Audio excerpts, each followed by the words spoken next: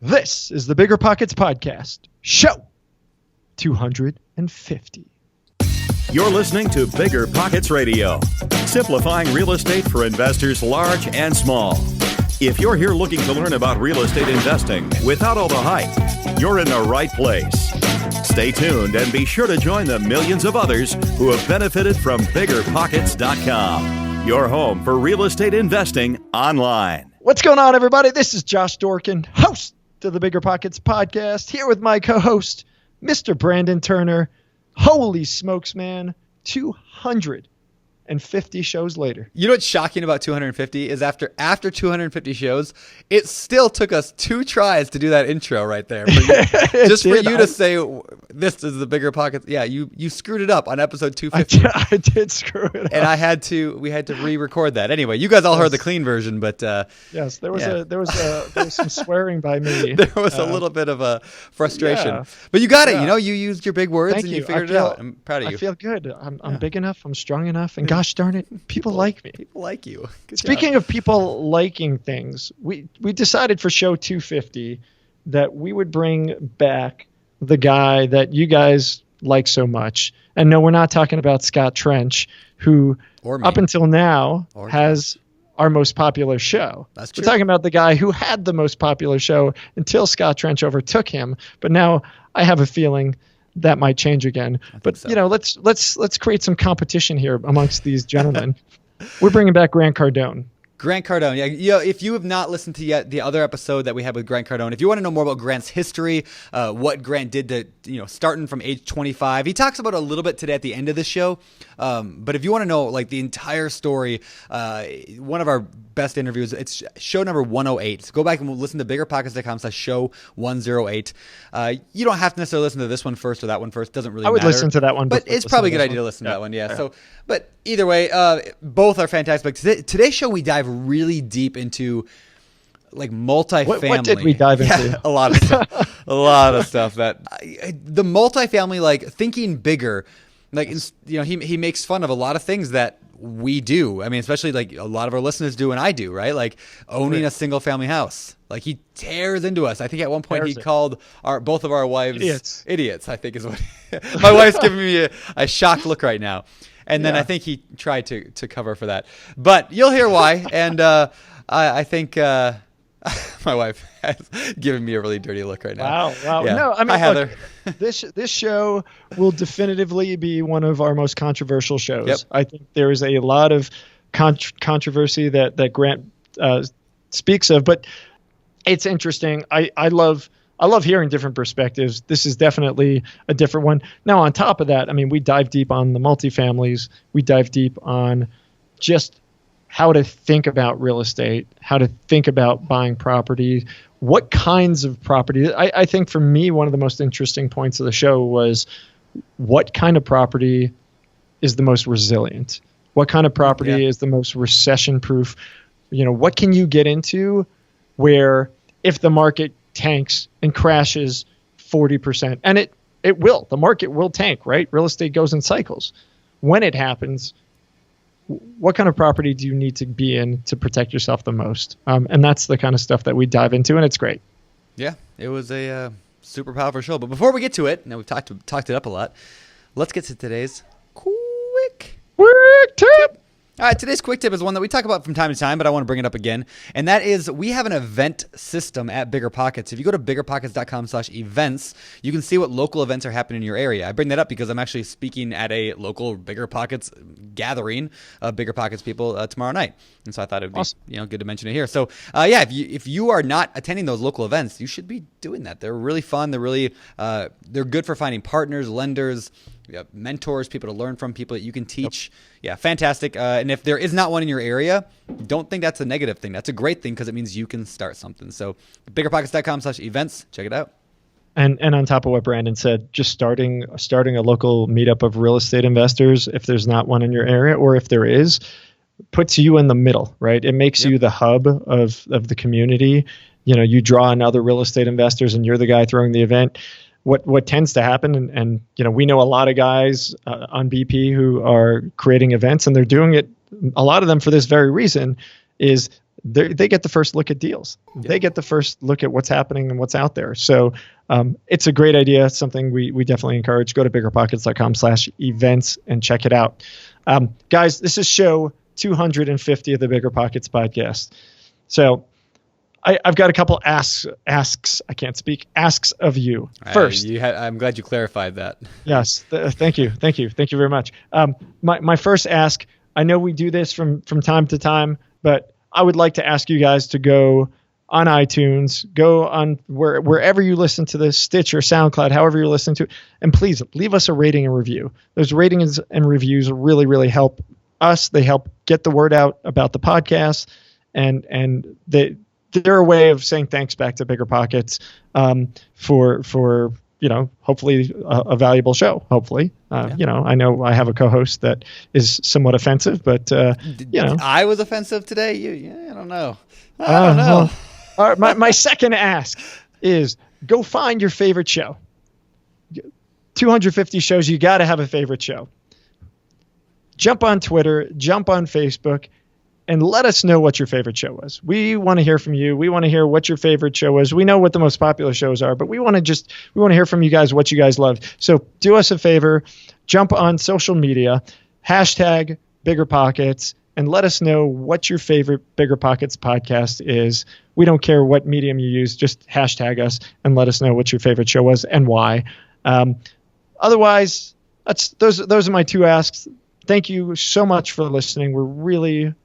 We I don't know. It's a humbling experience to have so many people who have, learned so much and done so much as a result of the show over the almost, 5 years now? Almost 5? Or is it almost 4? Almost 5 years. Almost 5 years. Almost 5 years of doing the show. So thank you guys for listening. Thank you for putting up with my nonsense and Brandon's, beard. Good looks and charm. Yeah. Baby screaming in the background. In the background. Yeah. But like I said, show 250, check out the show notes at biggerpockets.com/show 250. You can leave comments, leave feedback, chat with other investors about today's show, and maybe Grant will even jump in. I'm not sure that he will, but maybe he will. But today's guest, as we said, Grant Cardone. And Grant talks just about a lot of really deep stuff, as we've already mentioned. I don't need to rehash it. So I'm going to just bring him in. Grant Cardone. I'm not going to do it that way. Grant, welcome to the show, man. It's good to have you here. Man, always good to be with you guys, you ballers. Yeah, buddy. I think this is the only time in my life I've been called a baller, but I'll take it. I'll take it. I like it. So, how you been? Dude, I've been good. We're buying real estate. We're out there, having to kind of redefine what the market is. How do you look at it? Cap rates continue to contract, and I've been predicting this. Interest rates have continued to flatten out. I've predicted that for the last 3 or 4 years. There's a lot of things I've been wrong about, but a few things I've been right about. The affordable income thing, that $800 to $1,100 a month rent's not going away. They're not building it. There's a shortage. Nobody's talking about this mass shortage that is going to take this property that you used to be able to buy for 60,000 units. It's now probably 105 to 110. Dude, I'm telling you, it's going to 200.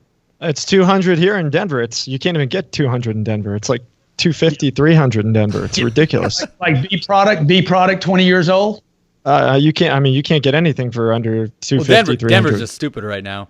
Yeah, but it's going to happen all over the country because there are more buyers than there is product. Yep. And that is called supply and demand. That is not about cap rates. This has never happened in the history of our country. People are not moving to homes. The millennials not buying the 30-year mortgage. They don't have the down payment, and they don't have the interest. They don't have the interest in owning a home for 30 years. So the renter thing is becoming a thing, a real thing. And there's places to make money, even in the Denver market, Seattle, Miami, even in the overpriced markets. But you got to know what you're doing right now. Well, for sure. So I was going to ask that. I think you kind of answered it, but the market's crazy hot right now. So I should sit on the couch and watch TV for the next few years. Is that what you're saying, or should we still get? You're saying we should still get in. Housewives. You watch the Housewives, right? Yeah, So look, if you sit on the couch, this is what everybody says. Why don't I just wait for the crash? Yep, that's what everyone says. I hear it all the time. You won't be able to buy any product in the future. Okay. Nobody will know you. You can't just show up for a crash and start buying stuff. That's not how multifamily works. Multifamily, particularly the kind of stuff I'm doing. I'm not talking about 2 and 4 unit deals like you guys do, okay? Sure. Ow. Oh, wait. Was that supposed to be a dig? Was that a dig? Because for those of you people who can't actually see the video, Cardone here is like knee slapping himself. It's ridiculous. I'll have you know, I'm doing my first 1031 exchange right now, looking for something, medium size. But I'm getting up there to Cardone level. I'm working on that. Because the point is, and that joke is, for everybody that's ever started in real estate, you start with 2, then you go to 4, then you go to 8. You're probably flipping homes in the beginning. Every flipper that I've ever met, what do you guys call it? You have a term for it. There's wholesaling. That's what people call it. Or a hack. House hacking. House hacking. Yep. Everybody that house hacks or flips, they're all looking to end up where I am. Yep. Oh, yeah. 200 units, 300 units. You want to scale. I mean, it's just, it's where I started, right? My first deal was 1 house, 1 door. I bought the 1 door. I rented it. I was making $200 a month positive until they moved out. When they moved out, and then I realized, oh my God, I got to make the payment here. I didn't say, oh, real estate sucks. This is too much trouble. You can't make money. I just looked at it and said, what did I do wrong here? What I did wrong was I was dependent upon one client, one customer. This is true about any business. For any business to be great, you need lots of customers. Walmart, Google, Amazon, you need a lot of customers. For real estate to work, you need a lot of doors. Yeah. At the end of the day, when the market comes down, by the way, it will. Where you don't want to be, and this goes back to the crash. Will there be a crash? There will be a crash. It will be at the high end of the market, though. It's going to be in all that $4,000 a month, $4,200 a month stuff that they're building in Denver and Seattle. Yep.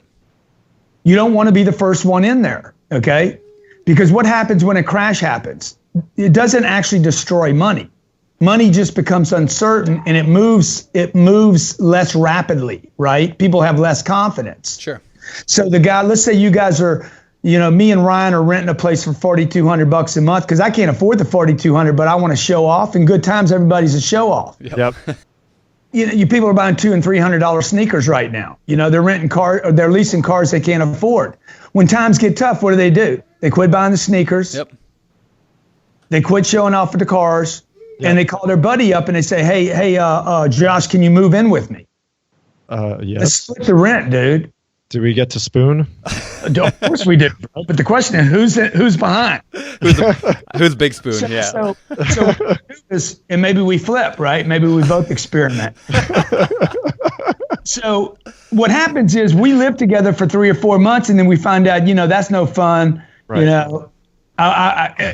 So what do I do now? The economy hadn't gotten better, and so me and you both go our separate ways, and we go rent something for $1,200 a month each. Yep, makes sense. Now, the point of that story is when the market crashes, where are people going to? They're going to 800 to 1,200, right? But You're not going below that. You're not going to go to Section 8. You don't want to be at the bottom, right, and you don't want to be at the top. You want to be in the middle. Look how Walmart made a fortune. They made it on the middle, right? They didn't make it just on poor people. The whole middle class goes to Walmart. Yeah. Walmart's not for poor people, right? So you want to be in that band. Whatever city you're in, you need to find out what that affordable band is without becoming government subsidized. And if you scale that out, you're going to be fine in a crash. So what do you, that all makes a lot of sense, and I love it. But what if that middle band is the stretch, right? Like in Denver, that middle band being $300,000. That middle band, you can't find, the average guy can't find deals, right? I mean, you got to go. You got to go, and you've got to get off-market deals. Well, there's off-market deals to be found in any market, but that's getting harder and harder, right? I mean, there's more and more investors. There's less and less deals to be had. So how do people make money in this market? This is no longer an amateur's game. This is a pro's game. Tremendous amount of research. So what we did here in the last 4 or 5 years, maybe 3 years really, we've just increased the number of deals we're having to look at. So rather than looking at 30 deals to buy 1 or 2, I'm extremely selective. I'm very, very disciplined. When I go into a deal, I'm going to close the deal. So we do a lot of research before I do a PSA, a purchase and sale agreement. Before I do the due diligence, I know whether or not I'm buying that deal. So like I'm doing a big deal in Houston right now. I'm doing actually 3 big deals in Houston right now. Regardless of what I find, I'm going to close these deals. I'm that far into the deals going in before the PSA and before the due diligence that I know I'm going to buy those deals. These are not cheap deals either. Yeah. Okay. But 2 of the 3 are off market. So the point is you got to scale out the number. I'm sorry to interrupt you, but you got to scale out the number of deals you're looking at. If you're going to play lazy investor and look at 1 or 2 deals and think you're going to buy one, you're done. There's no way. There's no way you're going to buy the right deal. So just like there's a shortage of deals, you got to expand the funnel of deals you're looking at. I learned this in my sales career. Yeah. Increase the funnel, right? Go wide so that you can get the right customers through the door. That also means that you have to leave Denver at some point. Right. The advantage I have that you don't have and that you get from scale and partnering is that I live in Miami. I can only buy so much product here before everybody's so greedy. They're like, here comes Grant. Let's rip Grant's head off. He'll pay too much. Yeah. So what I have to do is I got to be willing. The professional investor has to be willing to move to other markets. And most people, if you're playing a small game, you can't do that because you can't be there to manage it. Right. You know, I love that you brought up the funnel because, you know, I tell this to people all the time. It's like the one thing I wish somebody would have explained to me when I was 21, 22 years old is that real estate is a sales funnel. I mean, it's the same thing as a guy who's selling cars. How many people walk on the lot? How many, can you get them to test drive? How many of them are going to buy your car? I mean, you know more about that than I do, but like everything's a funnel. And so as soon as I began thinking of real estate that way, it got so much less emotional. And so I teach that to people all the time. Like, it's a numbers game in a large way. You get leads coming in, you analyze them, and you make an offer, and some of those offers are going to get accepted. Some are going to get rejected, but that's all right. You know, failure is not a bad thing when you're making offers. I mean, so like, I don't know why that's not maybe taught more loudly. Like, I feel like everyone treats real estate like a hobby. Because it's like network marketing. You know, you pay $40 and everybody think you're going to get rich. Yeah. You made a $40 investment. You walk away. You're a car salesman. It costs you nothing. You don't even have to get a license. I mean, you got to pay more money to get a bartender license than you do some of these careers we get into. You pitch people with no money down. You're going to buy something with no money down, and you're going to make money. That's who ends up getting spanked. Yep. Cannot do a deal in today's marketplace. You know, with a little bit of work. I mean, these are long-term commitments. They should be viewed like that unless you're doing the flip thing. Yeah. So you had mentioned before, before you even start to really diving deep on these properties, what you're going to end up getting. So how are you vetting these things beforehand? Obviously, you've got to have some set of filters, some set of criteria that allows you to not waste too much time, but at the same time, make some progress. So where's that line and how are you doing that? I just found 23 units in Denver for $3.2 million. So there are some $100,000 product out there. This looks like a seed property to me. But anyway, just you pull that up on LoopNet? Well, say again? Is it you pull that up on LoopNet? Yeah, I pulled that up on LoopNet, but I'd go look at HFF and ARA and CBRE and Cushman Wakefield. I mean, that's where those real deals are. It's with those brokers. Yeah. Yep. Typically, they don't even have them on their websites. So you got to get on the phone with those guys. So to answer your question about how do I know about a deal first, if you're looking at 100 deals, and this goes back to the funnel, okay, the thing people want to do is they want to read a book. They want to read a book and think that they know real estate. And that's great, dude. You guys should read books. Everybody should read books. And books are great, right? Because they build a platform of data to operate from, a knowingness. But what a book doesn't do is it doesn't give you a feeling of a piece of property. Yeah. So like we go to Houston. We were in Houston, 3 weeks ago? 3 weeks ago. We were there 3 days. The only reason we were there was to look at real estate. This was before the Harvey. So this had to be like 8 weeks ago. The first trip. We go in, I targeted property, like I do a lot of studies on Google Maps, like where is that market? I know Houston because I live there. So I had some idea. In a big city like that, location is key. Anywhere there's a flat market, if it's a flat market, your location becomes more and more important. as opposed to Seattle or Denver that's crunched by a city and mountains, right? Or San Diego that's crunched by mountains and ocean. So the flatter something is, the more research you have to do. So I had to confine my research to a location. So when I went in there, we literally looked at probably 6,000 units in a day and a half. Wow. Stopped at an address, drove the property. The reason I did that, okay, probably looked at 20 different properties, 300 units each, is because I knew 19 of them, actually 20 of them, were wrong for me. Yeah. I didn't get this vibe. I don't get this feeling when I drive up in the neighborhood. We actually wandered on a product. I'm like, dude, what is that right there? Is that on our list? No, it wasn't on our list. Second Baptist Church across the street. What a Whole Foods market right next to me. They had sold a portion. So I'm like, dude, I love this place. I had this feeling. Yeah. See, if I'm going to get this feeling, and by the way, you never look at real estate when you're hungry. Okay, it's kind of like, you want to be full, so your sensory, your perceptions are working. Because once you look at enough stuff you don't want, when you see that right girl, that right guy, that right property, you're going to get this ding. Yep. You know, now if you've only looked at 6 units your entire career, you're not going to get the ding yet. You got to look at a lot of products. So that thing passed that first criteria, which is I felt something. Yeah. So look, it's got to have a feeling, because if it doesn't have a feeling, I mean, they tell you commercial real estate's not emotional. Look, trust me, it's all emotional. Okay, I'm doing this deal in Houston. I'm talking about $86 million. The fund that owns it is top 5 in the country. Trust me, everybody's emotional. Yeah. Okay, yeah. I know. The more people say they're not emotional and it's just about the numbers, the more emotional they are. So, and by the way, you want a piece of dirt that has some emotional. When I got there, it felt to me like it was Central Park, New York, in Houston, Texas. Oh, that's great. Okay, 15 acres, 2-acre park. Where can you go get a 2-acre park inside an apartment building in Houston, Texas? Now, this is probably not everybody's real estate play. If you're starting the game and you can't do your first deal, can't be $86 million, but let's say it could be $1 million, you still want to find that feeling, that sense of that park, the amenities, something, the location, something that feels good about it. Because if it doesn't feel good to you, it's not going to feel good to the next guy when you try to exit, and it's not going to feel good to the tenants when they roll up on it. Yeah. That's great. And I love the point you made about, there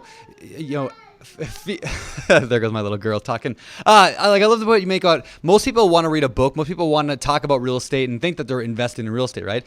But there's something different when you actually get out there and start looking at properties. I mean, even if somebody is starting and they only want to buy a single family or whatever, like just getting out there to look at properties, I feel like changes it in a big way. Yeah. So yeah, I would encourage everyone listening right now, like if you're just one of the people who talks about it all the time, put it on your calendar right now. Somebody said a few weeks ago on the podcast, I can tell you're a real estate investor or not by looking at your calendar. And I really like that a lot. Like, are you doing it, or are you just talking about it? It's very different. Well, it's the same as like a real estate agent. I mean, when you're an agent, you got to know every house. You got to know all the inventory in your market. As an investor, it's the same thing.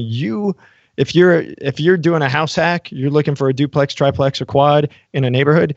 Every duplex, triplex, and quad in that neighborhood, you need to walk, you need to go see, you need to visit. As Grant said, you got to get that feeling and vibe to see if that energy is the energy you want on top of the numbers, right? Same thing goes for multi. You made a comment about the real estate agents. 99% of all real estate agents don't even know the inventory in the market. Yeah. Right. I can move to a city I've never been to. I'll know more about the housing product in that city than the real estate agents that have lived there for 30 years.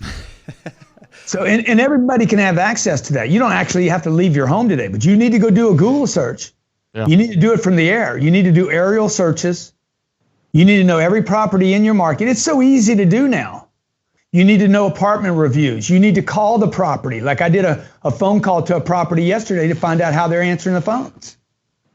Because if they're not answering the phones, I had to call this property 7 times to get an answer. I'm under contract on this deal right now. 7 times, and they didn't answer. When they did answer, Lucy couldn't tell me what kind of credit I needed, couldn't tell me about my income requirements. I asked her if I could have a dog. She said yes. Then she said, what kind? I said, a Rottweiler. She said, no, then you can't have that dog. It's aggressive. I'm like, you guys discriminate? Okay, can I have a girlfriend? I asked her, I said, Lucy, can I have a girlfriend? She's like, yeah. What kind of question is that? I said, Friend's more aggressive than my dog.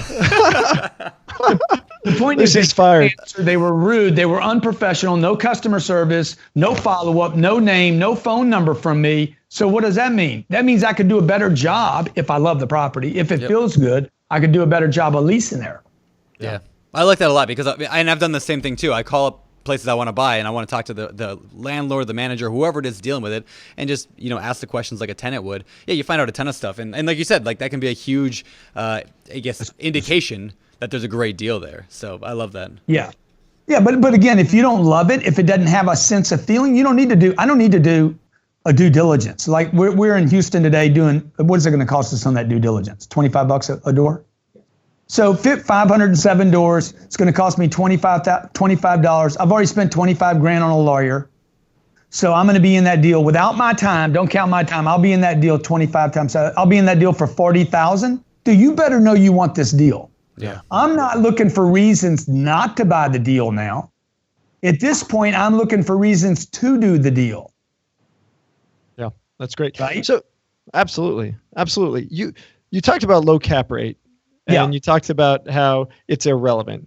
There's about 100,000 other commercial real estate investors out there who are saying you're full of shit. So, can you explain why that doesn't matter? I mean, like, what's your theory on it, and why? How is it that you can go and buy a 2-cap or a 3-cap or a 5-cap, and get away with it? There's a big difference between a 2-cap and a 5-cap. Fair enough, but so down to 2s. All right. I would. But I don't want to besmirch you or anything with that 2-cap. I apologize. No. Right. But look, I'm looking at 4s. Yeah. When I wouldn't have looked at 4s 4 or 5 years ago. Yeah. So now how do I make sense of that? Okay. Number one, we created a fund, Cardone Capital. There are certain markets, I've mentioned one of them already, where I could actually buy a 4-cap today because the vacancy due to the supply was increased at such a drastic rate at such a short period of time that it oversupplied the market.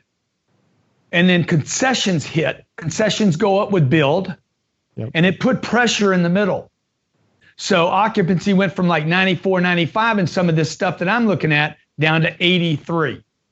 So I lost 11 points. When that supply burns off and the concessions go away, boom, I go back to a 6-cap. Yep. But again, you guys got to look at time. I'm being paid 4%. My investors are being paid 4%. My brother, my sister, they're being paid 4 and 5 and 6% for us to wait for the supply to blow off. The concessions go away. I pick up 11 points on my returns on great properties that I could not have bought 5 or 6 years ago. Yeah.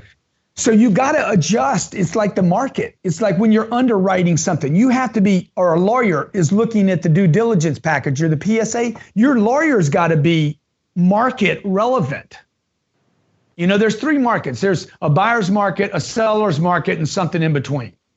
I got to know which one I'm in. If I'm selling, hey, I'm in a seller's market. You want to counter me? Screw you. Come back later.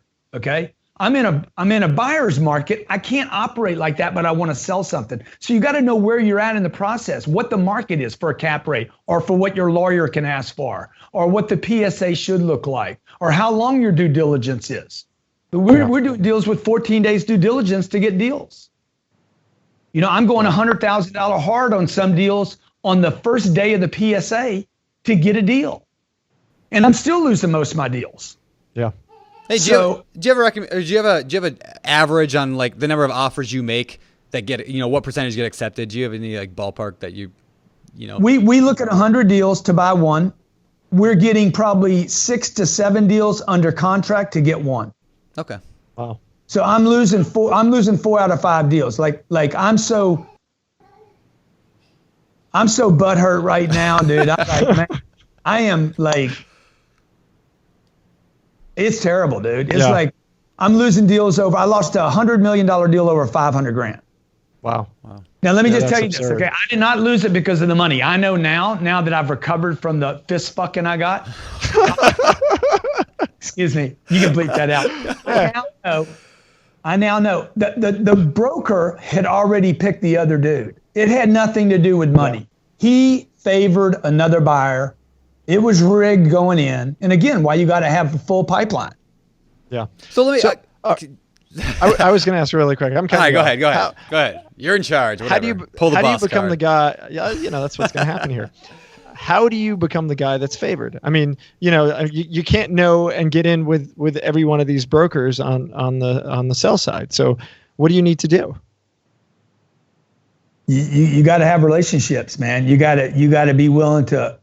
And again, it's the deals I'm talking about are big deals, right? Yeah. So, how do you do big deals? First of all, how do you get in with these people? People need to scale faster. So like one of the mistakes I made in my career was I went too little in the beginning. I went with my budget. I based my decisions off of how much money I had. This is a mistake in real estate. People are buying based on how much money they have rather than how much money they can get. Okay? You want big deals right now. You do not want little deals. All the little deal guys in Florida are going to get spanked here in about 30 days with insurance increases. Oh, yeah. Okay? Even if you didn't have losses. If you own 4 units or 8 units anywhere in the state of Florida, next month you could see your premiums go from $500 a unit to $1,000 or $1,200 a unit. Your entire cash flow, positive cash flow, could get wiped out in 30 days. Why? Because you don't have an umbrella covering enough property. And I know on the first show that you and I did together, you guys did with me, I got in a bunch of shit from a bunch of your audience saying, oh, Grant, this is such a big freaking, he's always talking about the big deals. You guys need to go big. It's the only place where you get enough protection. Now, if you can't go big by yourself, partner with somebody. Partner with somebody so you can scale out things like legal, looking at deals, access to people. Like if either one of you guys could get on the phone today and say, look, we have $600 million worth of holdings in-house right now, under management. Would more people take your phone calls? Yeah, of course. We're preferred borrowers with Fannie Mae, Freddie Mac, and 2 life companies. Okay? We have $100 million in cash and another $50 million in exchanges right now that needs to go to work. That has to be placed by the end of the year. More people would take your phone calls. Yeah, right? Absolutely. You can't call the guy Cushman or CBRE or HFF or ARA. You can't call these guys and say, hey, man, what you got? Tell me. They're not going to even take your phone call. They're like Lucy at the leasing agent. Right? So, well, let me. So, actually, really quick, Brandon. Go ahead. This is a yes, no question, and then I know you got your answer. So last time you did the show, you had 350 million in holdings. You're now up to 600. Is that correct? That's right. All right. Awesome. Congratulations. Mazel tov. Thank you, man. Let's go. So I had a couple questions. What's your New Year's called? Rosh Hashanah. Yeah, I was at a Rosh Hashanah party the other day. There you go. It's fun, man. Join the tribe. Yeah. It was awesome. And I asked the dude, I said, bro, let me ask you this Rosh Hashanah, this New Year thing, did y'all change your physical calendar, your financial calendar? Oh, no, we never changed that. No, we just, we drink some wine, have some good food, and have good company. So that sounds like a good time. Yeah. All right. Brandon. All right. So my question was, have you found it more difficult or less difficult because of your stature? And what I mean by that is the fact that people know you. You're an author. You've written New York Times best-selling books and all that good stuff, right? Yeah. People know you. Has that made it easier or harder for you? It's helped me and hurt me. Yeah. So I'll tell you, there's a group in Tampa. I should tell them who it is. Dude, they hate that I'm known. They don't know what to do with me. They're like, it confuses them that I'm writing books and doing podcasts and doing YouTube, and it confuses them. Now, there's a guy on the West Coast. Why do they matter, by the way? Why is that even like a part of the equation? I don't know. They don't like my attitude. They think I'm too cocky, too cocksure, too. Nobody likes Brandon. It doesn't stop him from doing nothing. Exactly. They think it's protected space. Don't tell anybody. Keep it quiet. I don't want anybody to know about our listings. It's like a secret club or something. Like, dude, what are you guys in the what's it called? The Bush thing. I like how Grant has people thinking for him in the background, which is great. I need people. You're a baller when you have people thinking for you. So they're in some secret society. Right? Dude, you guys make Come on, a half a point on a freaking $86 million deal. You're going to make 300 grand on a, like, what's so protected about this? But they're scared. They're running scared. Again, why? Because there's so little supply for these guys to sell and so many guys trying to get their little fee on the deal. So now there's another group that I was trying to buy a deal with. The guy had never heard of me before. He's top 5 multifamily owners in the world, all groups, including private, public entities. He says, man, I've never heard of you. Guys, very structured. We're in a buyer's interview. They're interviewing me as a buyer on a deal. This guy's very professional, dotting I's, crossing T's, going over the due diligence. He's like, hey, before we get started, man, my son knows you. My son is a huge fan of yours. Any chance you could send a book to him? Okay, now the old man doesn't know me, but the kid does. The kid told him, he saw me on the agenda. So anyway, in that situation, it helped me, but I had to nurture the relationship. I got to go there and visit him. It certainly helps to have a plane and be able to get in front of people. That does help. You know, I brought him to a speech I was doing for the vets. I said, hey, come as my guest. And he's watching me speak to 4,000 vets and active military. Nice. And all that helps, right? So people see me giving back to Irma and Harvey. You know, they saw me flying to Houston with 27,000 products on my plane. That helps me with brokers. So, but some guys it's going to hurt you with too. But not being known at all is always going to hurt you. Yeah. So how do we translate that to people who are listening right now that aren't they don't have a lot of following on social media or whatever? Should they worry about that at all? What's your thoughts? I wouldn't worry about it. About real estate, the only thing you need to worry about is seeing property. Yeah. Cool. You know. What do the non-pros do? You said we're in a pro market now. We're at a time where things are tough and you got to know what the hell you're doing. Well, there's a lot of people who are just, hey, I'm learning how to do this. Do I sit and wait for a year, 2 years, 5 years? You said before, no, you got to go and do bigger deals. But I'm on my second deal. I don't want to jump from, a $60,000 house or $350,000 duplex, to $1 million multifamily commercial property or $5 million property. I don't think I'm ready yet for that. So how do those guys deal with markets like the one we're dealing with? Obviously markets are local, but how do you deal with those folks? Well, this is a great question, and we should do an article on this. Like, what do the amateurs, what are the mistakes that people are making? Number one, waiting on the sidelines is a mistake. Okay, you're not going to, I have bought deals in you guys probably don't remember this, the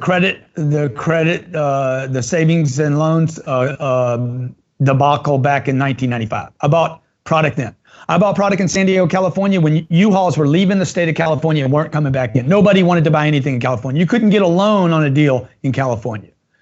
I bought Tucson, Arizona when it was in nobody wanted to go there because of crime and literature problems and vacancy. You want to be in markets when people don't want to be in them. And it takes a lot of courage to do that, okay? Number 2 mistake, people are buying too small. 3rd mistake, the single door is a mistake. No one in America should own a home. Stupid. Wow. It's the dumbest. Wow. It's as dumb as putting money in a retirement account.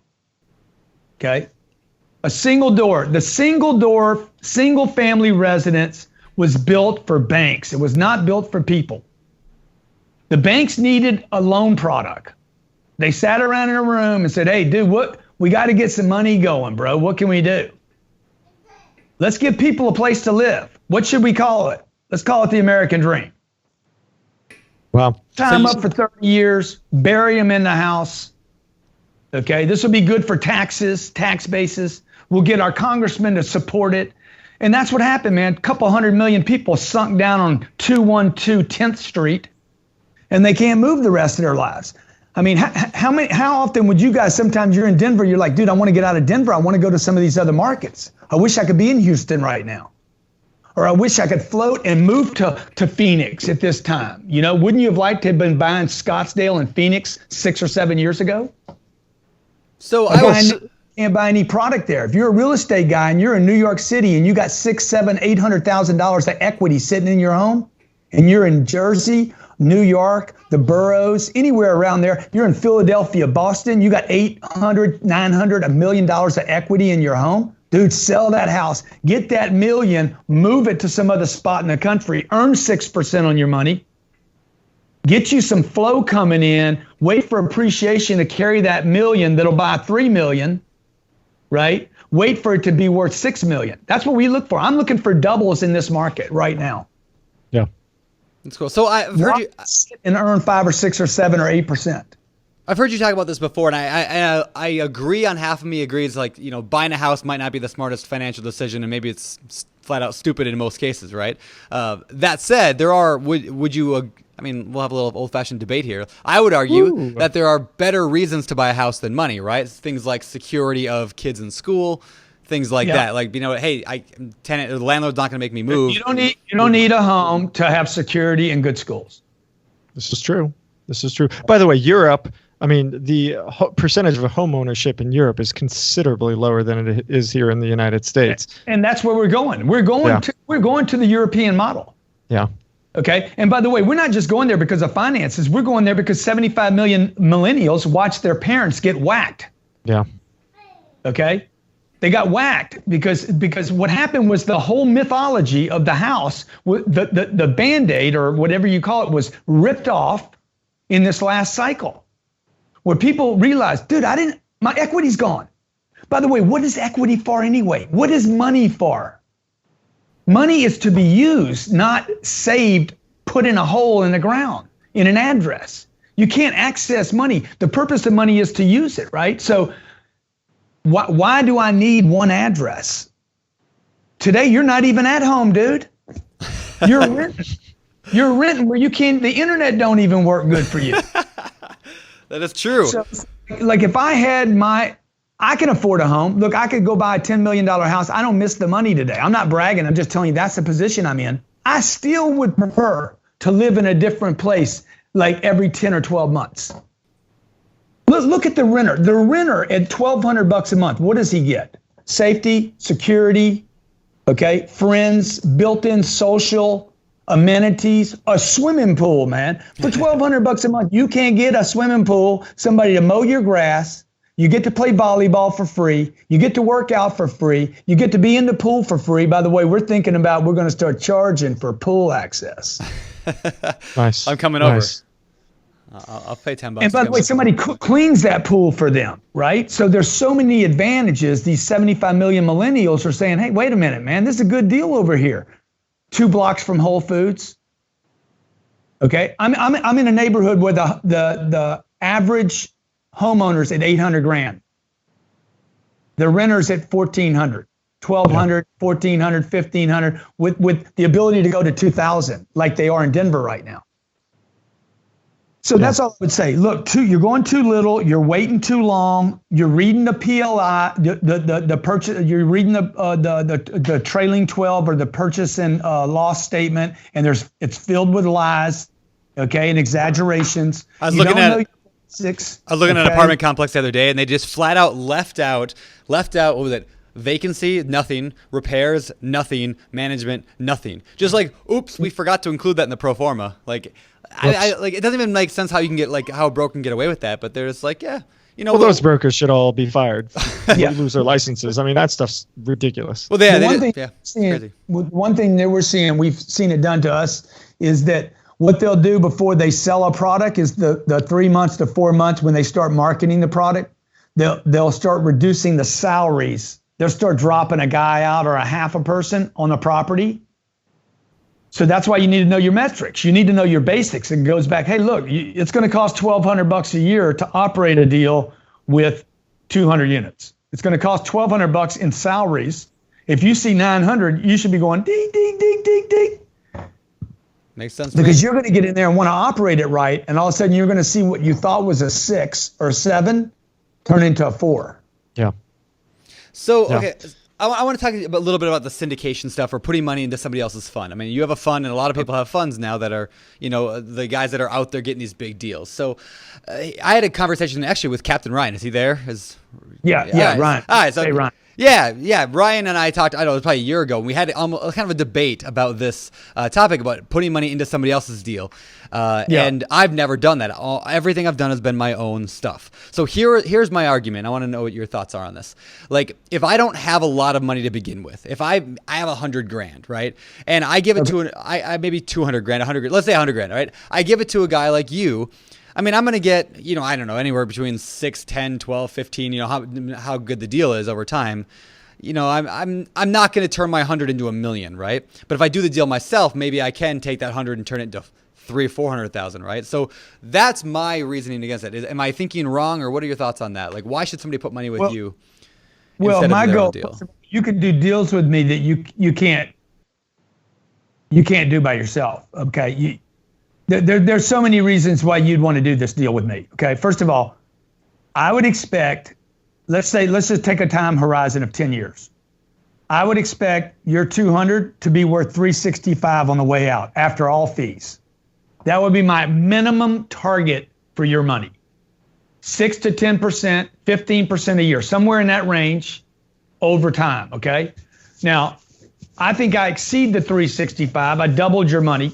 You can't get that at the bank. You can't get it in a retirement account. And I don't know that you're getting that in deals. Yep. If you're getting it in deals, it's because you're doing a lot of work. Okay. That means the only way you could turn 200 into $1 million, you'd have to turn that deal 3 times. That means you had to go out and buy 3 different deals, 1031 3 different times, do lawyers 3 different times. Okay. Find deals 3 different times. I'm not doing that, okay? Also, I'm gonna tell you, I had a buddy of mine give me $300,000. This guy makes a lot of money. He makes more money every year on salary than I do. He gave me $300,000. He said, let me try one of your deals. I gave him $900,000 back. He could buy his own deals. He's got plenty of dough. He gave me $300,000. He could have put $3 million in it. He just tested it out a little bit, right? I gave him $900,000 back 18 months later. That's awesome. Why? How can I do that? First of all, he got paid every single month.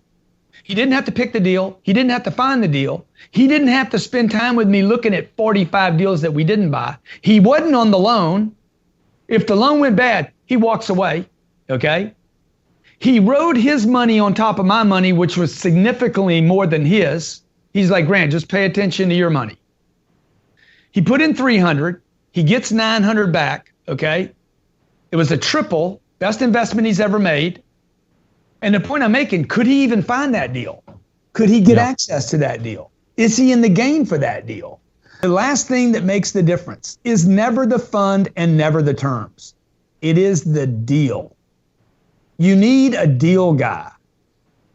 Whoever you invest with, you need to make sure they have a picker.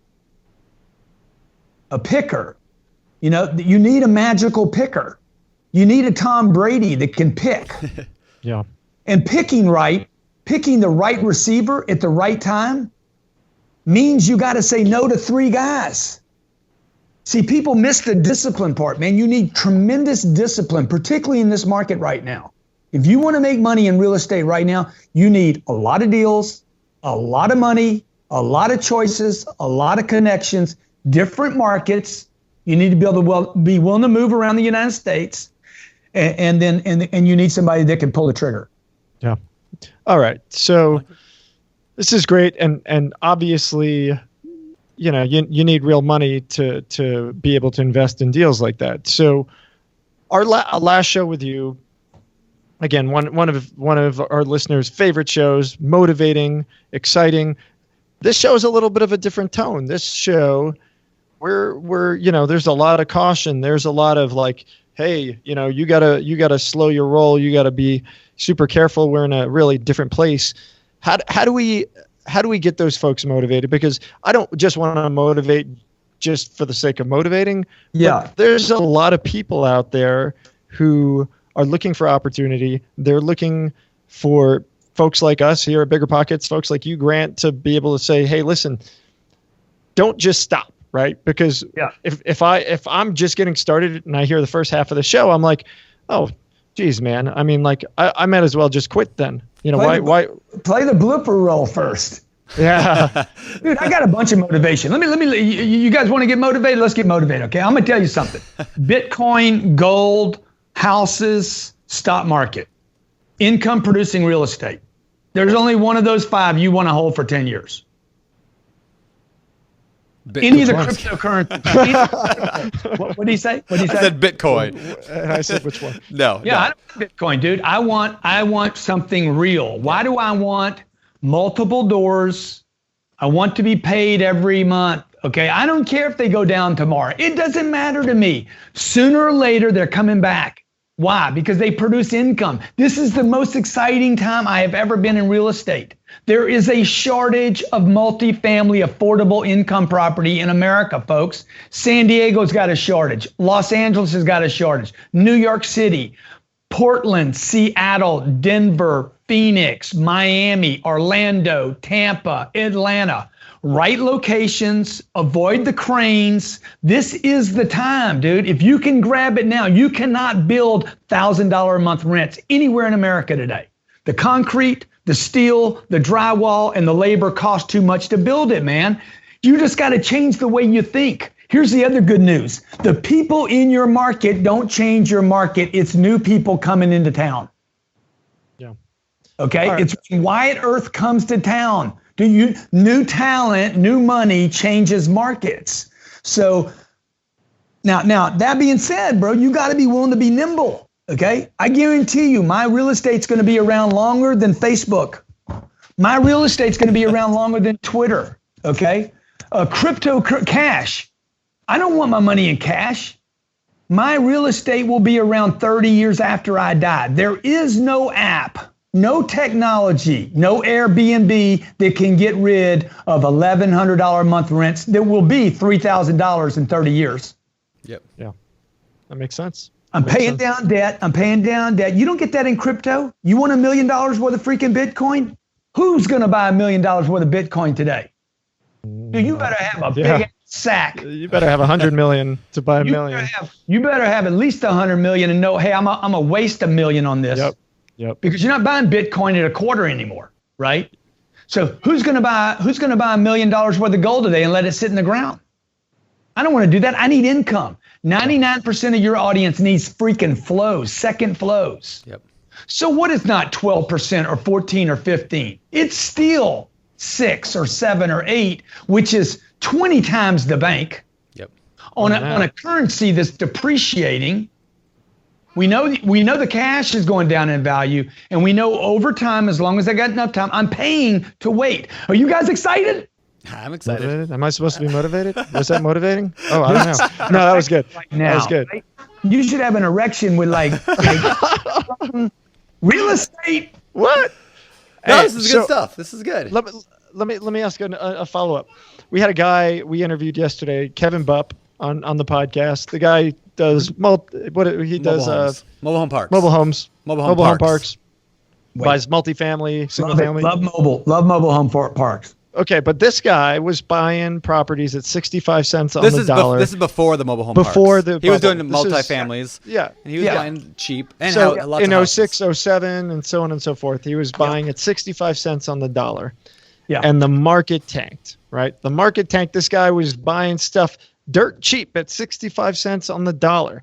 Yeah. The market tanked. Rent started to drop. Now he wasn't making income anymore. He was upside down. Now he's in a lot of trouble. So you can hold through if you've got the resources, right? If you've got the cash, if you've got reserves in order to deal with a situation like that. But a lot of folks aren't in that position, right? They don't have hordes and hordes of capital. So what do those guys do in order to kind of cover their backsides? Can you still buy at 65 cents? Well, if the market tanks 40%, you're in a lot of trouble, right? Look, your boy yesterday, KB, that's going to be BC. Before Cardone, beat by Cardone. What do we? Or bankrupt. There you go. Okay. Look, man. Look, the guy made some mistakes. Sure. I got 4,000 units that we reserve. We have $1 million reserve every year just for rehab. So in 10 years, I'll have $12 million sitting in a rehab account if I never use any of it. Like, you got to plan on roofs and you got to plan on paint. Again, why you probably should partner with somebody and scale out. When you have 4 units or 8 units or 16 units and you put away $200 a unit, you got $3,000, dude. One storm wipes you out. Yeah. Yeah. Irma hits Florida. We lose $70,000 worth of landscaping. Okay. I don't even feel it. It, like nothing happened to me. I'm like so grateful. I'm praying to Allah, Jesus, Muhammad. Just get them all. And and Sheba. Hala, hala. Thank you. Irma, thank you. Because I met an Irma once and she was an angry. So look, you guys need time, and with time, you need reserves. That's the other thing I would tell you is this. This is my 5th business, okay? My first 4 businesses fund the 5th business. All the money that I make from the first 4, first of all, I don't spend a lot of money. I'm a real estate guy. I don't spend money. And look, I got a nice car. I lease that car. I rent the car so that I can throw it away in 2 years and say, come pick it up. I don't want it. I'm tired of white on white. Black is the new white, and I'm going black again. The point is, that dude made some mistakes, bro. And hey, maybe I'll make some mistakes. I have made a lot of mistakes in real estate in 30 years. The one mistake I have never made, probably 3 mistakes I've never made, never lost money, never lost a deal, never given anything back. Yeah. That's awesome. Why? Because they produced income. And as long as they produce income, he should have done a trailing 12 under the worst case scenario that we use. Okay, that's the question I'm asking you now, right? That's exactly where I'm trying to go. So how do all the hundreds of thousands of people who are sitting there listening to you rip on KB saying he did everything wrong? Well, what could he have done right? He didn't do everything wrong. He didn't go back to a break even. What's my worst case scenario? How bad could things get? Okay. Clearly he bought in a marketplace where the rents could fluctuate that much. They shouldn't fluctuate that much. He should have been in a tighter market. Probably why you don't want to be in the mobile home space, why you don't want to do Section 8, and definitely why you don't want to do the high end of the market. Again, why you need to know your market. In 2008, what markets did not collapse? Why did all my buddies lose everything and I didn't lose anything? Why did banks go underwater and I didn't? Because I was in markets that were restricted, like you could not, like the rents could only drop so much. Yeah. In fact, if there was one thing that would benefit my real estate right now, it would be a contraction. I wouldn't mind going back to 6%, unemployment. What does somebody need to do? I mean, you had talked about looking for markets where those rents are right in that mid-level, right? What else can people do to identify those markets where the chance of contraction on rents is minimized? Cost to build becomes a barrier. Okay, you need barriers to entry. Okay, this is no offense. It's not intended to be offensive to anybody. If you look for alternative lifestyle markets, gay and lesbian markets are great markets. They're very restricted to anything that very liberal voters tend to be restrictive to an environment, right? Look at any place in Montrose, Houston, Texas. Montrose is typically a gay neighborhood. I don't think can I say gay? You've said it like 4 times. Okay. We're gonna call it that marketplace, they just protect one another. It's it's just a tight little market. Yeah. So if you go to Los Angeles, and what are the Russian type people? They're not Russian, but they call themselves Russian, but they're not Russian. You're talking about West Hollywood? No. Armenians. If you go to Glendale, the Armenians, dude, if you're an Armenian and you own all that freaking stuff in Glendale, you're getting so rich, it's unbelievable, okay? Go to West Hollywood. West Hollywood is a gay neighborhood, okay? Yeah, it's a great market. It's a great market. Absolutely. None of that matters to me, right? Like I'm just having fun and everything. Whatever. Yeah. Their lifestyle doesn't matter to me. Sure. I just need 3 times rent, no criminal record. Yep. Okay. And don't beat up your wife or your boyfriend on my property. There you go. On the property. Don't do it down the street. I need 65% debt coverage. I don't want to be in the 80s. I mean, I'd go there, but I want long-term debt I want great markets. I want Whole Foods in my backyard. I want Starbucks close to me. I don't want to see cranes in the air. This is what I want. I want it to feel good. I'd like it to be in a warm climate. Dude, I'm going to be good, bro. I'm going to be good. So the cranes for you is addition of supply. You don't want that addition of supply. Cranes in the air, beware. Yeah. I was driving around Denver. I was in Denver. Was it 2-3 weeks ago? It's like the second most cranes in the country here. It took me 45 minutes to get a half a mile to try to get to Starbucks because there was so much construction. Every road was shut down and new stuff going up everywhere. Yeah. It drove me nuts. So, yeah. Stay away from that. Yeah. All right. Well, let me just tell you. So the cryptocurrencies. There's 1,000 cryptocurrencies now. You know, you're not buying Bitcoin 8 years ago. Okay, you're buying. There's 1,000 cryptos. That's what concerns me about the crypto, right? Yep. What concerns me about gold? I got to dig it out of the ground to put it back in the ground. And I don't know anybody that's ever traded a gold coin for anything. So like, I know a lot of people that have to need a place to live every day. There's no money to be made in single family homes, so I don't have any interest there. Right? I don't know how to make money in a single family home. I don't know why anybody would buy one. Except that your wife or your girlfriend saying, we gotta have our little mat. Don't underestimate that though. There's the power of the wife. Yeah. Oh yeah, man. I mean, she's stupid, dude. The wife is stupid. Hey, Heather, come here. Think about what you guys are thinking about. Me and my wife want to build an empire. We don't want a house. I want to build an empire, dude. I want to go where I want, when I want. Okay, some bullshit happens. I want to get on my plane and get the hell out of here. Okay, if you had a house in Miami 2 weeks ago, you didn't want to be here. Me and my wife got on our plane, put our kids, looked at property, Charleston, Houston, went to Los Angeles, spent 2 weeks there. This should be the goal that people have. The ability to move. That's freedom. Mobility is freedom, right? You know, these NFL ball players, some of them stand, some of them kneel, some of them don't go out, some of them lock arms. Dude, that's freedom. You should be able to do what you want in this country. This is true. We don't need to rehash the whole argument, but here's the objection I have to that. Is that I'm just choosing not to get into this debate. No, I like this debate. I like this. I actually wrote a blog post a long time ago. I doubt you ever ran across it. Grant Cardone is wrong. Yeah, right? It was called Grant Cardone is wrong. Here's why. Dude, I saw it. I saw it. Good. I gotta play it up. So, but my premise was, like if the goal of your life is to get as rich as possible or to build an empire, it makes perfect sense. If the goal of your life is to grow old in the same house with your kids for 40, which is not necessarily my goal, but that's my wife's goal. Dude, your kids don't eat. That's bullshit. But like that's like this like. That's your like kids at 16 hate your guts. That's true. They will. They're out, bro. I hate his guts.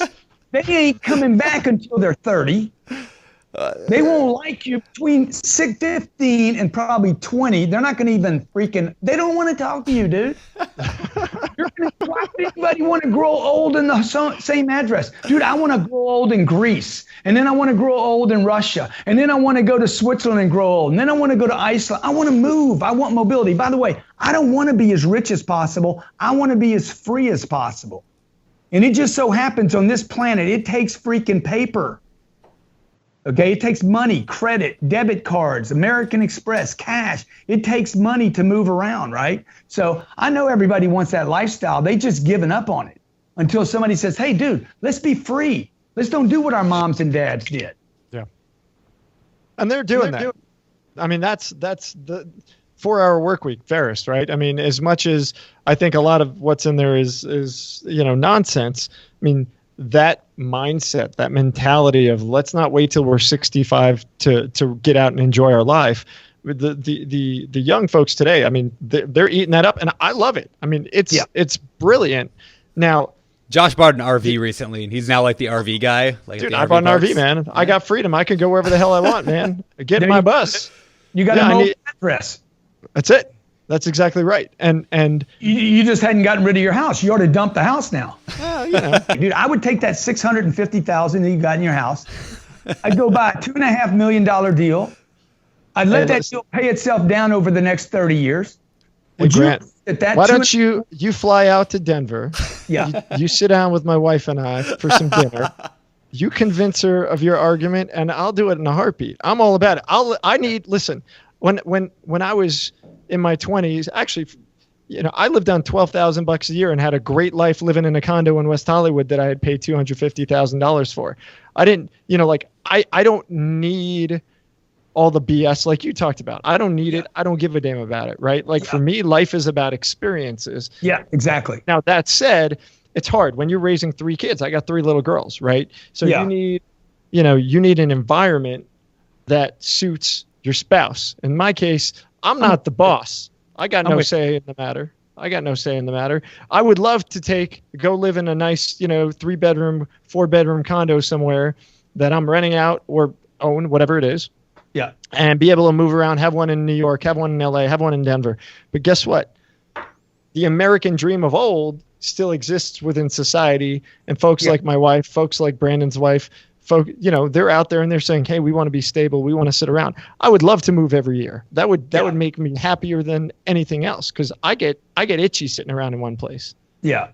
And I'm with you, man. And like, this is just a dream I started having years ago. I'm like, why am I stuck in one address? This wasn't my idea. It was my parents' idea. Buy a house. All I saw was people dying in their house. And you know what happened? As soon as the mom or dad died in the house, the kids sold the house. Yep. Nobody wanted it. Yeah. We're gonna have in the next 30 years, you're gonna see the housing market in America crumble. You're gonna see half of the population. We got 80 million baby boomers that represent the mass ownership of America start to die off. They're going to be going to senior homes. They're not going to need their homes anymore. What are their kids going to do? Sell the houses. Fuck it, I don't want it. Yep. They're going to abandon these houses, okay? Where are all these people going to move to? They don't want to live in their mommy's house, right?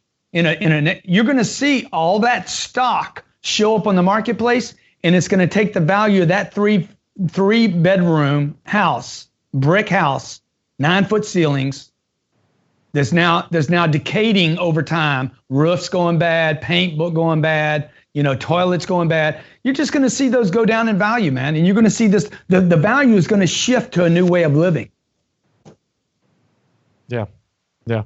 On that note, I know we gotta get moving on, but I want to, if that happens, let's say. Doing great because it's us together, the trio, bro. I like that. I like this. Yeah. Guys. The trio, I like it. That's so good. let's say that happens. House prices start to crumble because there's like so many people few people want to own them, right? So that drops the price. That makes rent cheaper, most likely as well, because there's a whole lot of. Or does it not? Doesn't that make your rents down? No. Why would it make my rent go down? I guess I'm just thinking a lot more rentals on the market. From Whole Foods with 2-acre park and a swimming pool and a gym. You don't have, your mama ain't got that. Your mama's got a lawn that's got to be mowed, windows that have to be fixed, a roof that's going bad, a kitchen that's old that makes me feel like I'm still in my mama's house. How did that make you feel, man? Was it like oppressive being in your mama's house? I mean, I get warm feelings in my mama's house. I felt trapped. I felt. No, I got you. I feel it too. I felt that too. I left as soon as I could. So I get it. I think it's an interesting take because most people look at home ownership as it's like the quintessential goal of life is to buy a house. And the banks, that was for the banks. It wasn't for the people. Irrelevant though. It's still out there, right? So where would banks be though, guys? Where would banks be today without a home loan? Oh, nowhere. Yeah, nowhere. They would be half as powerful as they are. Well, less Where than that. would Wall Street be without the KEO and the pension plan and the retirement account? They convinced America to get rid of the damn money that they work for. Yeah, well, the problem is that's not going away anytime soon. And as much as you or I shout from the rooftops that that's bullshit, it's not going to change. Your argument, though, is in 20, 30 years, as all of our parents start to drop off, then maybe we'll start to see a shift in the millennials. But that's a whole generation out, right? I mean, you're talking a generation out. Dude, we're talking to people right now that are listening to your broadcast that are waking up. Anybody listening to you two guys are already waking up. They're like, hey, I want a different play here. I don't want to do what my mom and dad did. I don't want just a job. They're looking for opportunities, right? People are waking up right now to what your mom and dad didn't work. Right. You put money in a bank. They turn it into digits. You can't get access to it. It's a ripoff. You send money to a retirement account you can't get to for 30 years. You ignore and abandon the money in some fucking bullshit Keo. You can't get it, can't use it. Wall Street's got it. You put money in stocks that go down in value. The S&P is at the highest levels in 20 years and still cannot outperform commercial real estate.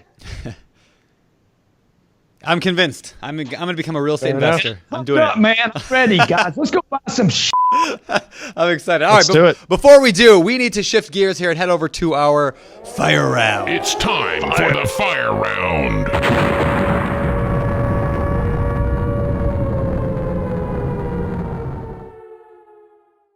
All right, these questions come direct out of the BiggerPockets forums. We're going to fire them at you, Grant.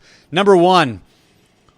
Let's see. Number one, where should I purchase my first commercial multifamily? What location would you recommend? You need to know your market. Number one, KNOW, know your market. You need to know down to the pieces of the neighborhood. To like, I'm talking about hundreds of feet of a block, not the whole block. Hundreds of feet, know your market, know the rents there, know the occupancy there, know the expenses there, know how P&L works, know what the rent can be there, know the crime there, know who's going to live there, who's your ideal client there. You need a KNOW, which most people are not willing to do the homework. There you go. I like it. It's great. All right, next question. That's you. Look at that. Look at that. Cash flow. Nice. What types of apartment complexes weathered the Great Recession? So who survived during the downturn in 08? $800 to $1,200 a month rents. The ones that you're looking at. Dude, I had product that didn't even, like, we didn't even lower the rents. No, it awesome. helped us. Like people were, consider what happened in 2008. People traded in their houses and kept their cars. Yeah. People said, hey, I don't want my house anymore. Here's the keys, but I want my Visa card. Yeah. They went from 5,000 square feet to 2 inches. It's going to happen again, too. It will. Yeah. Absolutely. All right, next question.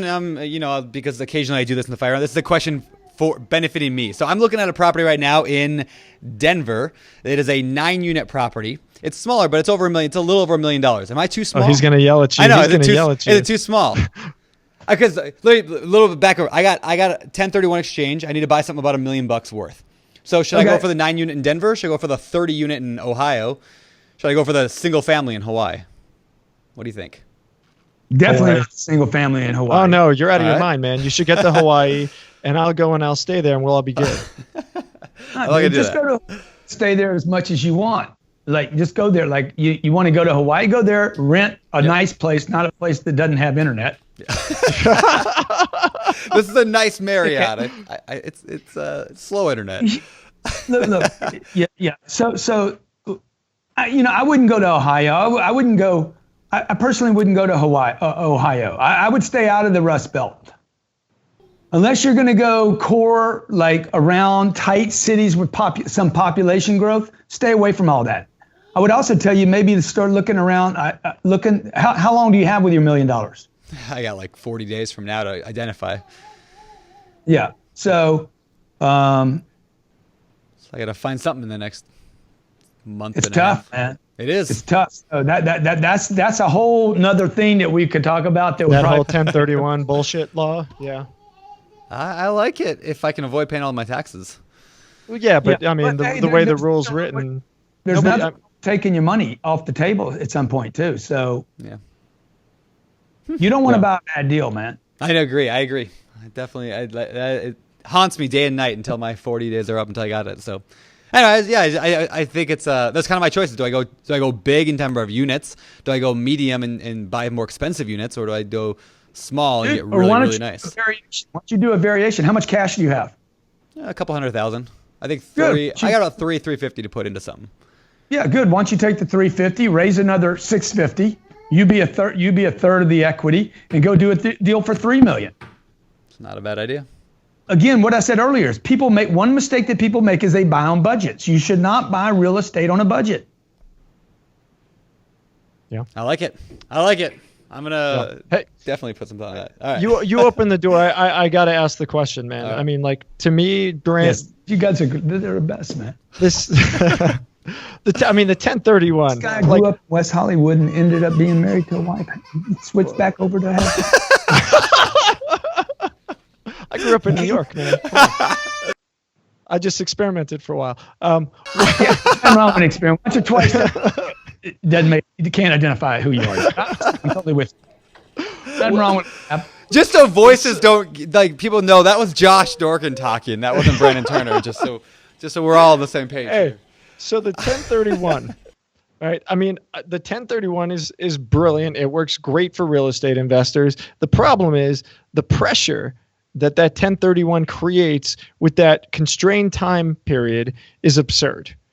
Now, my question, this is something that's bugged me, and every time I have a friend who's suffering through, I got to buy a property because of the freaking 1031 thing, and they're all about to chase crappy deals because they got this pressure pushing them, and like we've got to either do something about this 1031, like expand the timeline. We got to do something. Is there any chance?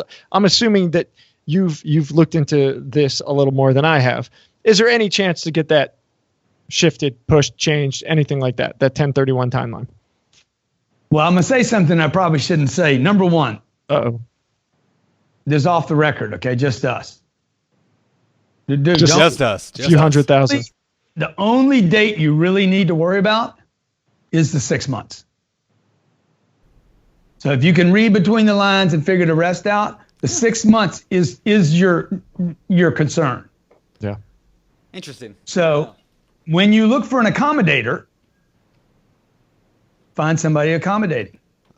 Okay. So this is some Yoda stuff here. I like it. I like it. I can read. I can read.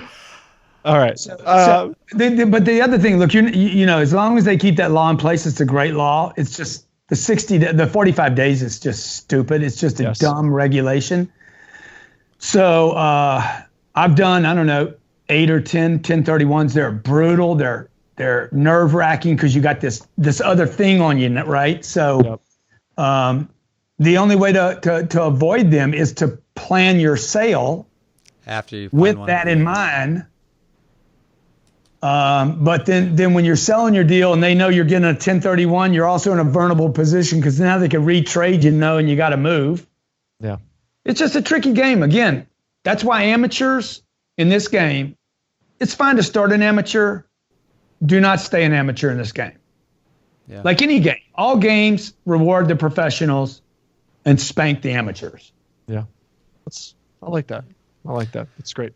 All right. I'm not even going to ask my last question. So, all right, we're shifting over to the final. He's talking about segment. spanking, and I'm just like, I'm done. Let's get.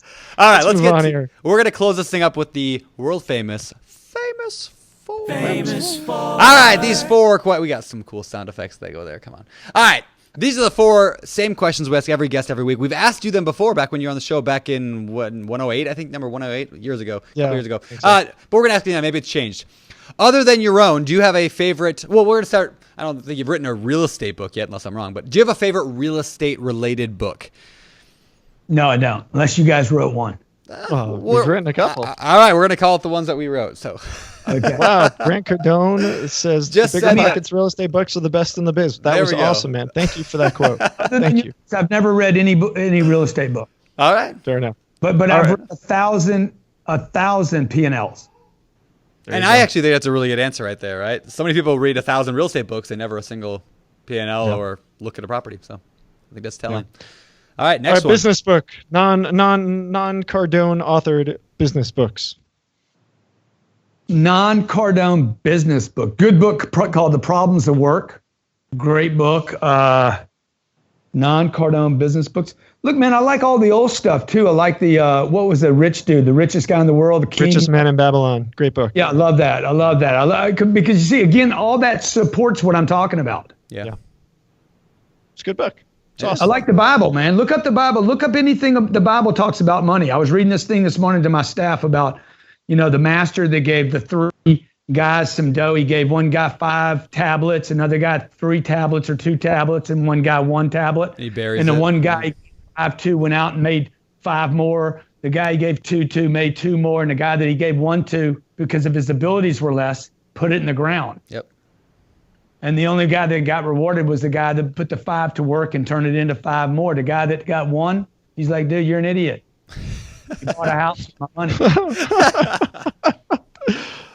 Hey, Pastor Brandon. You never shared that story. I'm not a pastor. I'm a youth volunteer. It's very different.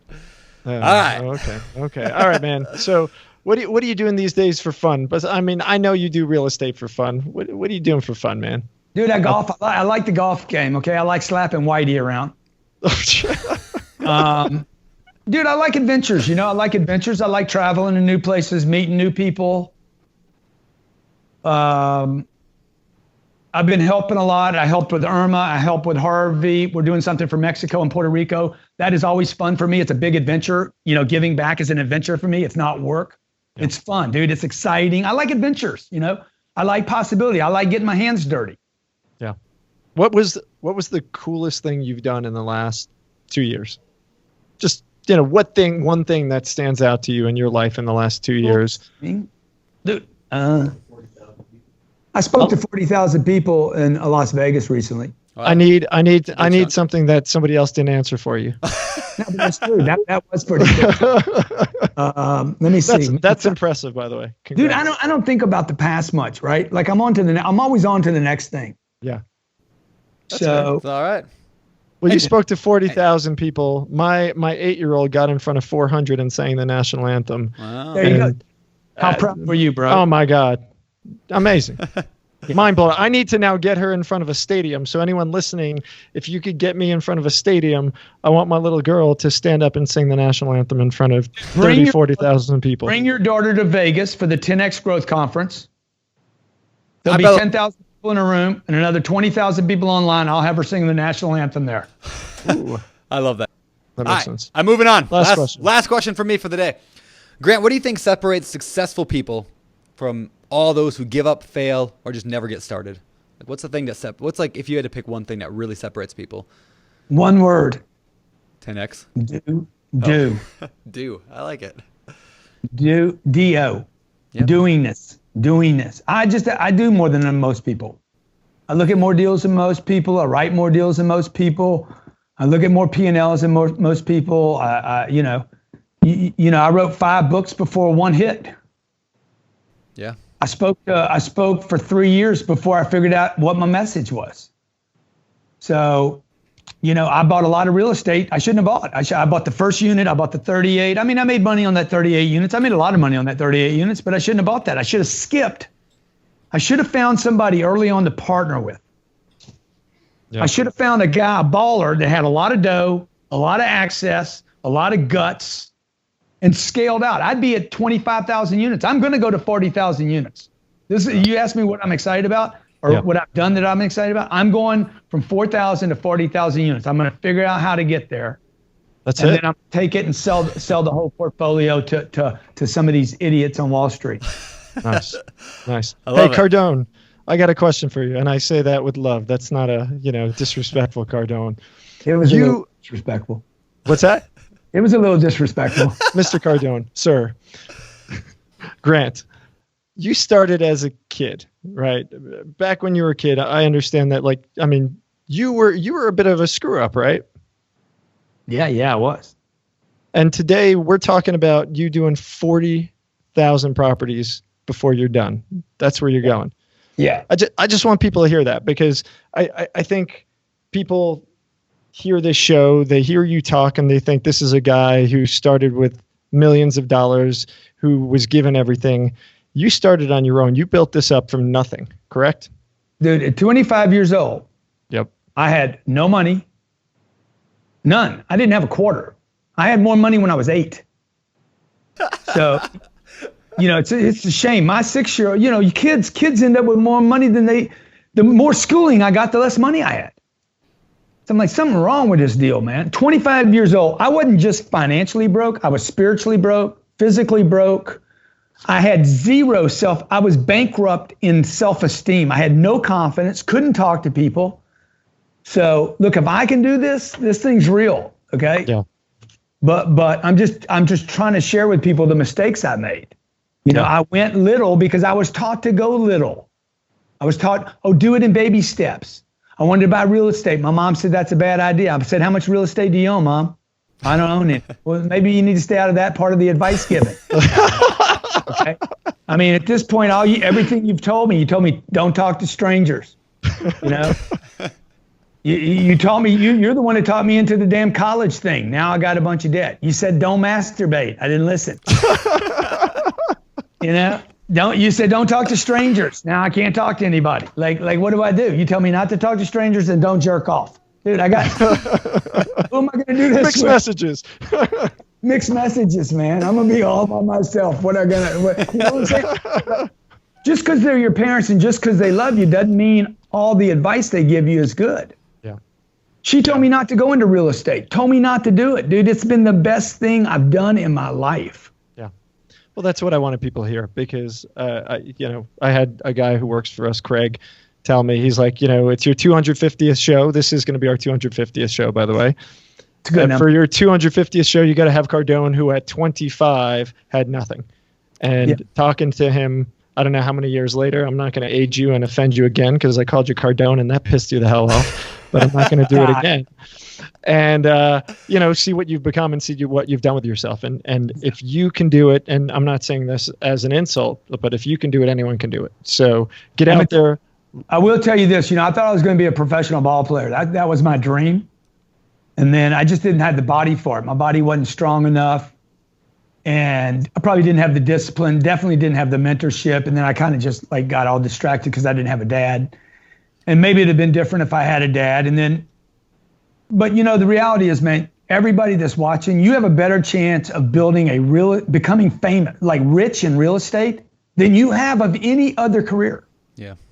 Okay, the chances of you creating an app, or becoming the Facebook guy, or NBA ball player, or being discovered on American Idol, the chances are so remote.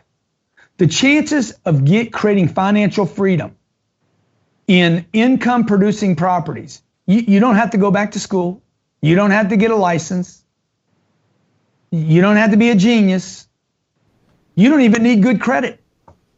You need some freaking courage. You need some knowledge. You need a little bit of dough. And you need time.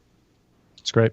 Awesome, man. Well, we'll leave it at that. You guys are awesome, man. Appreciate you guys. All right. Thank you. Grant. Where can people find more about you, Grant? I mean, where can people connect with you? Cardone Capital, all that. CardoneCapital.com, CardoneCapital.com. We only take accredited investors. Okay. We did 2 funds last year. We went to over 100% subscribed. We had to actually return people's money.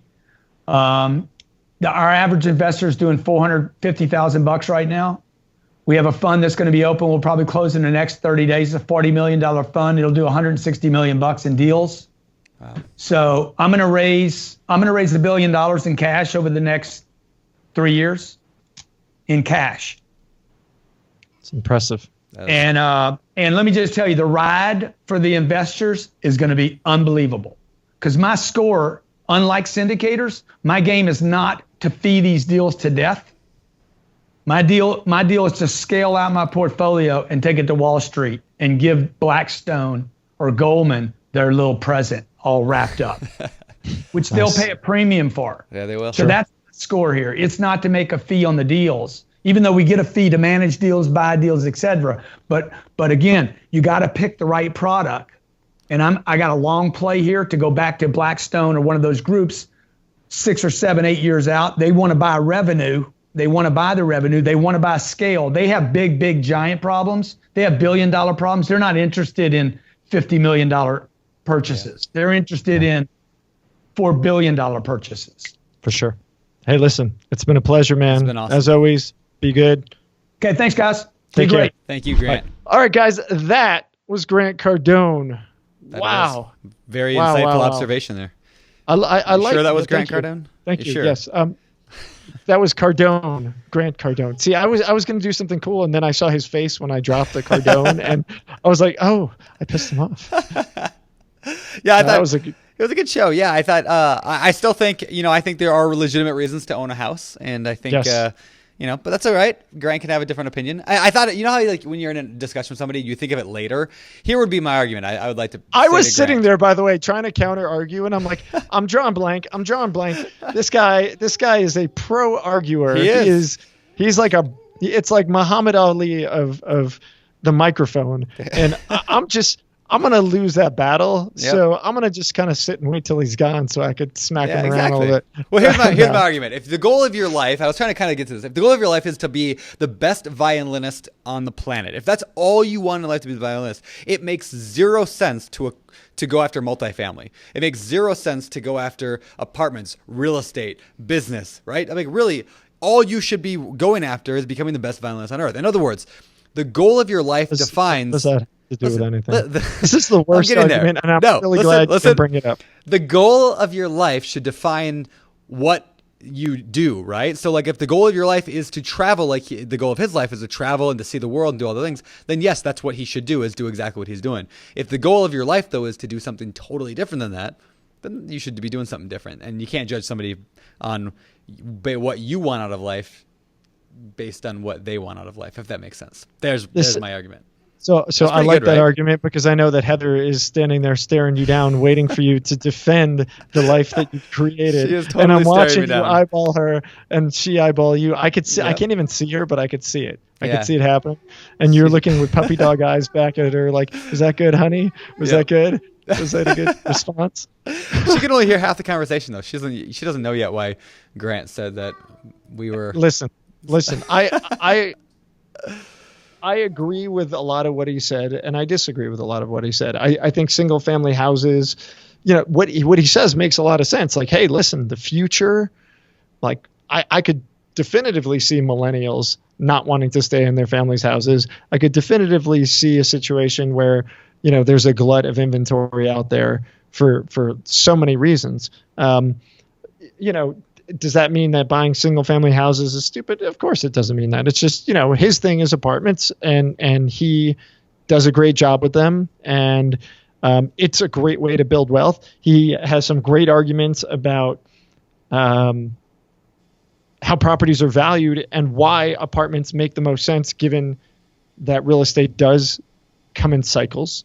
And, multifamily real estate, when there's a housing slump, isn't going to be affected if your rents aren't affected, right? I mean, valuations of these properties are determined based upon the income that they bring in. So if you can create a stabilized income by buying properties at that level and have it be relatively stabilized, will you see some, decline in the value? Sure. Is your cash flow going to drop? Maybe a little bit. But at scale, you're in a much better position than somebody who's got a single family house whose tenants are like, I can't pay for this, I'm out, right? And they go and they look for the apartments or the condos. So, I mean, I think there's validity to it. Obviously, Grant is a bigger than life persona, and he tends to push the limits on his argument, and I think it's great. He makes a point, right? There you go. Well, how's that? It was pretty Was good. that Yeah, it was pretty good. Yeah. It was, a little long-winded, but Wow. Wow. 250 shows later, and you're just still making me feel small. Well, I make a lot of Just people say- feel small. Yeah, I was waiting for that Yeah, too. it happens. Yeah. Well, I'm going off of exactly 3 minutes of sleep last night, and that's not an exaggeration. We flew in on a red eye last night to New York, and so Congratulations. Where's your private jet? yeah, I'm working on that. If only I could be as cool as Grant. I'll get there. Listen, I will tell you, I made a snide remark about the private jet, and like you and I have had this very conversation, right? I mean, we have. Yeah, about your jet. legit- Yeah, bigger Yeah, rocket the jet. one I don't have. Yeah. No, but like, I mean, in some cases, things like that, I mean, make a whole hell of a lot of sense, right? I mean, you get on the jet and you can go fly from city to city without dealing with all the nonsense. Oh, there's Rosie. Rosie. It's a really, really good business expense. I would agree. It is a good expense, and the fuel is a very big expense, but whatever. If it makes sense, if it makes money, whatever. Yeah. All right, man. Well, listen, you're already checked out. I can tell you're trying to get out of here and go play with your kids. I got my girl sitting here. Show 250, obviously complete and utter disarray. I gotta find a more professional co-host here. I mean, this is just absurdity. Hey, put Rosie on the mic. Put Rosie on the mic. Want to say hi, Rosie? Here. Can you say hi? Come here.